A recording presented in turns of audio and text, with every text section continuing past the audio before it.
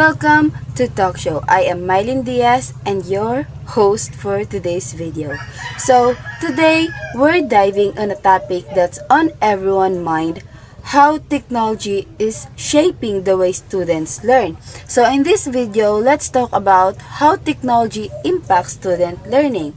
So, before that, let me introduce to you our guest, Mr. John Paul Sigungan, a college student in Hinatuan Southern College.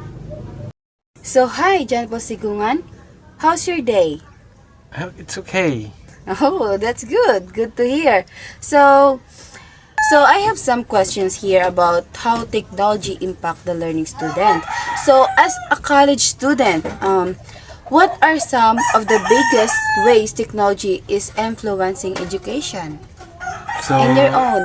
as a student, so malaki po ang naitutulong ng technology, lalong-lalo na po sa akin, no. So, dito nakakakuha tayo ng mga iba't ibang informasyon through technology. So, napadali na natin yung mga gusto nating malaman na mga informasyon na ating aalamin. So, sa pamamagitan po yan ng technology. So, napaka-importante po talaga ng technology, lalong-lalo na ngayon sa ating henerasyon. Good to hear. Thank you, Mr. Sigungan. So, as a student, so how do you see technology impacting your learning experience? So, in your own, how technology help you in your own experience in everyday na nag-school ka?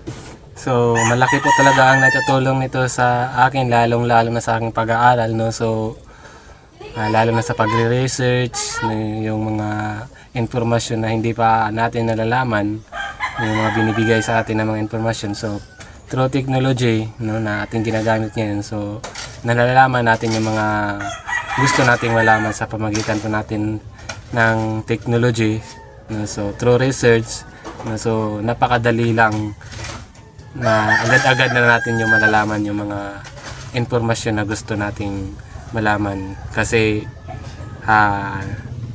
sa technology, no, so lalong-lalo na sa mga estudyante, no, sa kapwa ko mag-aaral, no, so malaki po talaga yung natutulong nito sa araw-araw na pag-aaral, no. So, yan lang po. So, how about the bad side, the So, effect of the technology? Ang bad side naman nito sa technology is nadidistract po tayo, no, lalong-lalo na pag hindi natin inalalaman na yung tumitingin tayo ng mga video sa YouTube, sa Facebook, no. So, dito, depende natin kung paano natin gamitin yung technology. Dapat gamitin natin sa maayos na pamamaraan at huwag nating abusuhin ang ating sarili na sa paggamit ng technology kasi nakakasira din ito sa ating buhay.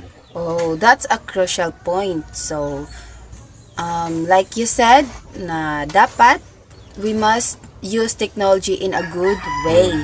So, thank you, Mr. Sigungan, for your time. Hope that your journey as a college student will, technology will help you more. So, thank you. So, bye-bye guys. And again, I am Maiden Diaz, aka Momay. Thank you.